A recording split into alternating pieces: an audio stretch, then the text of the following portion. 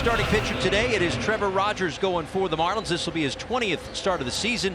Problem with him has not been his performance as much as it's been the lack of run support, hence the 1-9 mark. This one to the shortstop, and it's Otto Lopez today. Tested early. A little look for Otto on the other side of the second base bag. And Nimmo sprints down to first, having drawn the one-out walk. And it'll bring up J.D. Martinez.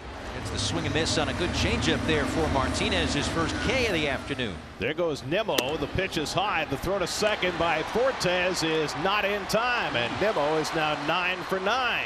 2-1 from Rogers. Is hit in the air out toward left field. They have gotten in on the handle a little bit in front of the track. De La Cruz puts it away. Rogers strands one in the first. Christian Scott back in his home neighborhood. The Coconut Creek, Florida native will be facing the Marlins for the second time. 0-1 pitch is lined into right center field. And a leadoff base knock for the Marlins to start the bottom of the first inning, courtesy of Jazz. Out toward right field. Tyrone Taylor will make the catch. Jazz back to first. These guys went into shallow left. On comes Nimmo to call. And Brandon's got it 2 out. And the slider got him swinging to end the inning. So Scott finishes off the first with a strikeout. No score after 1. Second inning, Mark Vientos leads off for New York against Trevor Rogers. And he bounces one slowly toward third. He might beat this out, and he will. We're laughing about it because Vientos, over the last few weeks, has hit so many topped slow bouncers toward third base. 2-2 swung on and missed, strike 3. Another high fastball. They're trying to get Trevor to live up there. It's a bit sneaky. Another one in the air toward right, and a long run for Sanchez. He overran that one, but somehow able to recover in time to make the catch. We always want to get there. He got there, but maybe a little too quick. 1-2. Yeah, they got him to chase the fastball up, so he works around the leadoff single. Well, we go to the last of the second inning with the Mets and Marlins scoreless. Left leg kick delivers. Swing on a liner in the air to left. Nimmo going back, still going back, reaches up, makes the catch just before gliding softly into that padded left field fence. 1-2 is cut on and missed. A high fastball, 2 outs. Edwards hitting .328. He's 1 for 7 in this series with an RBI and a walk. Get down, as he pops one in the air to shallow center field. Little blooper falls in for a 2-out base hit for Xavier Edwards. Probably a good day for him to start too, because he was 2 for 2 against Christian Scott the first time Scott faced the Marlins. Loops this one into shallow left, and it drops for a base hit. 3 for 3 against the Mets starter, and the Marlins have a couple on with 2 outs. 474 with runners in scoring position and 2 outs. And that's flied out to right. Should be easy for Taylor, and that retires the side. 2 hits, 2 left after 2. Mets nothing, Marlins nothing. And Lindor, a switch hitter and a good switch hitter, but much more power batting left-handed than right-handed. He can get some hits. And the 1-2 pitch is rolled over softly to third. Berger up with an off-balance throw to first. In time, Lindor's out. There's 2 away. Great pitch for a called strike 3. 4th strikeout for Trevor. Jazz Chisholm Jr. will lead things off. He singled to start the bottom of the first. 1-0 to Jazz is lifted in the air, high and deep, right center field. Taylor going back in the gap, and he ran it down to make the catch. My goodness, what a play by Taylor. There's a ground ball hit towards the middle of the diamond. Iglesias has it on the backhand. He throws it over towards first, but De La Cruz will beat it out. Inside ball 4, he walked him. A 1-out single and a walk, and the Marlins have 2 men aboard for Jake Berger. It's ball 4 inside. The sweeper couldn't get back to the front door, so the Marlins have the bases loaded, and that will bring out Jeremy Hefner. So Hefner trying to calm down the young 25-year-old Christian Scott. And Sanchez goes down swinging on the fastball, and Christian Scott gets a strikeout when he needs one. Head in the air behind first base. Foul ground. Alonso waving his arms in foul ground. Makes the catch on the warning track. And Scott dances out of trouble. 1 out in the 4th for Pete Alonso. No score. And the pitch grounded toward the middle and through. A base hit going into center field. And Alonso has a base hit up the middle. That's lined into left field. A base hit for Vientos. So the Mets with back-to-back base hits. Another one on the changeup. Make it 6. And then that one actually off the head of Vientos, and Alonso gets to third base to see if Vientos is okay. after a check, it looks like he's going to stay in the ball game, so that's certainly a good thing.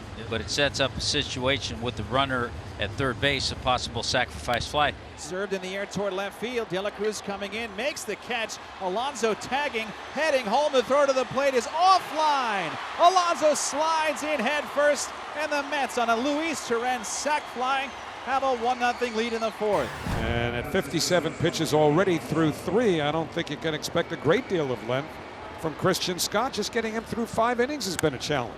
Bouncing ball towards second. Iglesias throws across his body, and Edwards is safe. So Xavier has a couple of hits. So they've had traffic against Scott. They'll have a little bit more here as that line drive sinks into left field. So Brujan 2 for 2. The Marlins 7-8 hitters are 4 for 4. That was such a great situation unfolding. Do they walk him or pitch to him?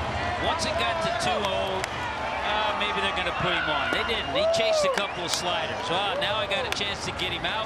Missed with the fastball. Came back with the slider that I guaranteed Jazz was looking for. And that one is hit out toward right. A line drive. 3-run homer for Jazz. Crushed. Gone. 3-1 Miami. Chisholm with a blast into the Mets bullpen. His 13th of the season.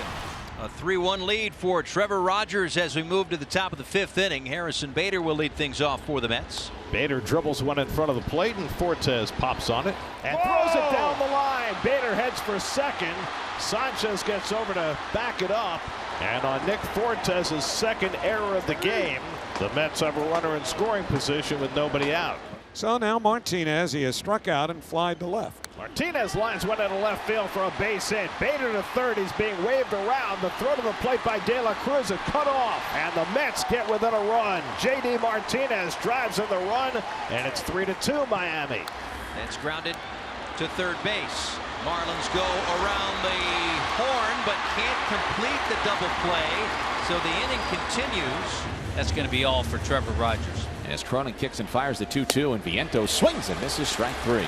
Cronin gets out of the inning. Mets get a run. With the starters not going deep in the games, you would think that the bullpen would have run out of gas and the numbers would be worse, but they've gotten better, and that's a great sign. Wicked slider right there for the strikeout. Nowhere close. And he swings through the fastball, elevated, and all 3 of his outs have come by way of the K. 3 of the 4 batters. Yep. Chops one to Berger. Gets a good hop, loads, throws to first, and gets the out. So Cronin works through the 6th inning. It stays 3-2. So far, Hauser has made rather quick work of the Marlins. He's got 4 outs on 11 pitches. Good day for Vidal. 3 for 3, and it's a hustle double there for Brujan. Jazz ground ball second base. That's 1. First, Marlins may take a peek. They will challenge the call, but this would lead to another run, and I'm sure that plays into why the challenge. After review, the call in the field stands. The runner is out. A.J. Puck into the game, and Francisco Lindor with a base hit. He does not go when the 3-2 pitch is cut on and foul tipped into the mid of Fortes, strike 3. Puck in the driver's seat here, 0-2. And check down at first, they say, went around. Yeah, I think J.D. knew it. And a balk is called against Puck. And Lindor goes to second. So now Pete trying to get that tying run home from scoring position, and Puck misses outside, a ball and a strike. Look at this. Look at this. And then the throw back to the pitcher gets away, and Lindor scampers over to third. That is another error. Third error on, it should be on Fortes. Well, Alonso and Puck saw each other on Friday, and Pete walked on a 3-2 count. Lindor very active off at third. Puck delivers. Ground ball goes off Puck. Redirects to second. Edwards makes the play. Stayed with it.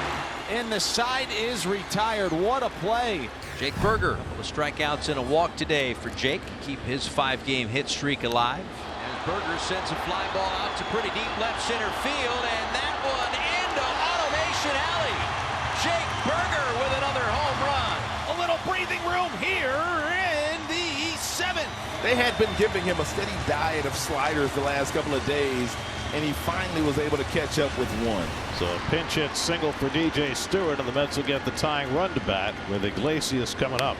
On the ground to third. That's 1, and that's all the Marlins will get.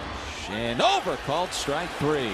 caught McNeil looking at a cutter, and the side is retired. That should set things up nicely for Tanner Scott. The Marlins All-Star Tanner Scott, 15 of 17 in save opportunities into his 41st game this year. He'll face Harrison Bader.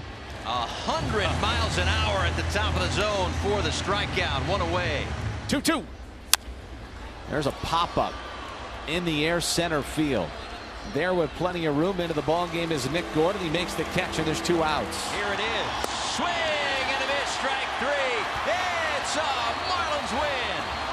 4-2 the final score to take 2 of the first 3 in this 4-game series against the New York Mets.